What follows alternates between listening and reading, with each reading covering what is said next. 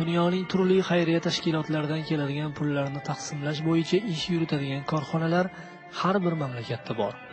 O'zbekistonda ham ana shunday ishlarni bajaruvchi bir necha tashkilot faoliyat yuritmoqda. O'ta omonatdor vazifada ishlovchi musulmon bir yigit tomonidan aytib berilgan quyidagi hikoya qalbimizni bir titratdi.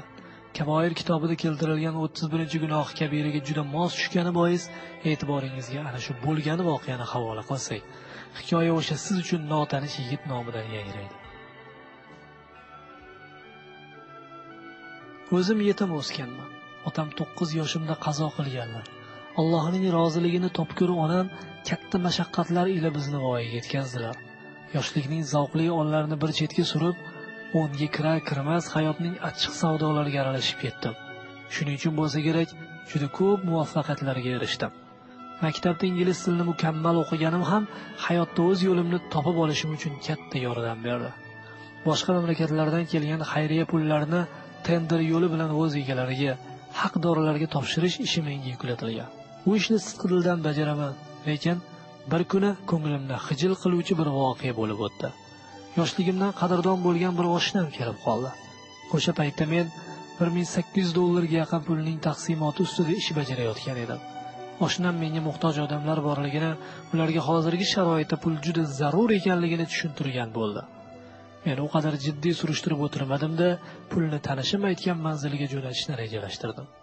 Ehson tariqasida kelgan pullarga o'sha paytda ham o'ta muhtoj odamlarning ehtiyoji bor edi. Lekin men nimagadir do'stimning aytganini qildim.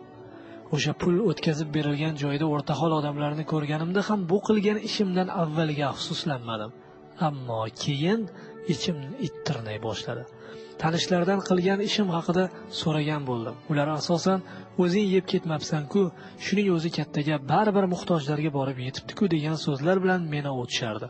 Hatto o'ta taqvodor hisoblaydigan tanishlarim ham bu borada salbiy fikr bildirishmadi. Men odamlardan o'zimning haqimga chiroyli so'zlar tinglab yurgan bir paytimda Alloh taolo o'zining marhamati ila unutilmas saboq berib qo'ydi. Bu bir kuni peshin namozini o'qib turgan paytim ro'y berdi. Namozning birinchi rak'atida nimagadir ko'nglim Vaz-Zuha surasini o'qishga buyuraverdi. O'qidim ushbu surani. Namozni o'qib bo'lgach darhol Qur'on oyatlari ma'nosining tarjimasini varaqlashga kirishdim. Chunki namoz o'qiyotganimning o'zida Vaz-Zuha surasi nima haqda ekan degan o'y o'tgandi ichimdan. Birinchi oyatning ma'nolari tarjimasini o'qiy boshladim. Qasamyod eturman choshgoh vaqtiga. Ikkinchi oyatda nima haqida gap ketayotgan ekan? Va o'z zulmati bilan atrofni qoplab turgan kechagaki, shu yerda nafasimni bir rostlab olaman. Axir Alloh taolo menga nimanidir qattiq tayinlash uchun avval choshgoh vaqtiga, keyin kechaga qasam ichmoqda. Har qanday odam biladiki, muhim bir ma'lumot yetkazilayotganda, o'sha yetkazilishi lozim bo'lgan xabardan oldin qattiq tayinlovchi so'zlar keladi. 3-oyatning ma'nolari tarjimasini o'qiy turib, Alloh taolo nima uchun ko'nglimga ushbu surani ilhom qilganligini tushunib yetdim. Bu garchi payg'ambarimiz Muhammad Mustafa sallallohu alayhi va sallamga xitob o'laroq yangrasa-da, men uchun ham yuqorida qilgan ishlarim yetarlicha javob bo'lib chiqdi. Ey Muhammad, Rabbingiz sizdan voz kechgani ham yo'q, yomon ko'rib qolgani ham yo'qdir. Albatta siz uchun oxirat dunyodan yaxshiroqdir. Yaqinda Rabbingiz sizga shunday ne'matlar ato eturki, siz albatta undan rozi bo'lursiz. Ey Muhammad, Rabbingiz sizni yetim holda topib boshpana bermadimi? Yana sizni gumroh, g'ofil holda topib haq yo'liga hidoyat qilib qo'ymadimi? Sizni kambag'al holda topib boy qilib qo'ymadimi? Bas endi siz ham yetimga qahr qilmang. Soyil, ya'ni gadona esa malol olib jerkimang.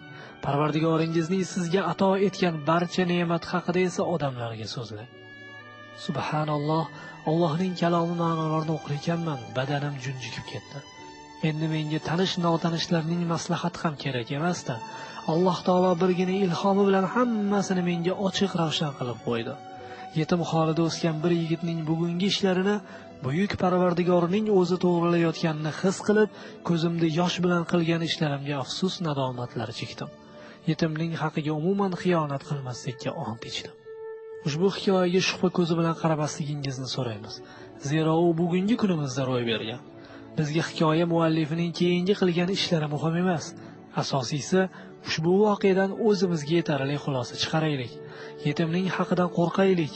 Agar yetim bor uy majburlik yuzasidan turli noshar'iy marosimlar qilib berayotgan bo'lsa, iloji bo'lsa bormaylik.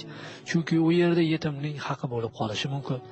Hazrat Ali qishning ayozli kunlarida ham yupun ko'ylakda yurganliklari rivoyat qilinadi. U zotga Baytul Moldan o'zingizga issiqroq kiyim oling deyilganida mo'minlar amiri quyidagicha javob bergan ekan: yo'q, xalqning molida yetimning haqi bo'lishi mumkin. Yetimning haqini yeyishdan ko'ra yupun kiyimda o'tganim ma'qul.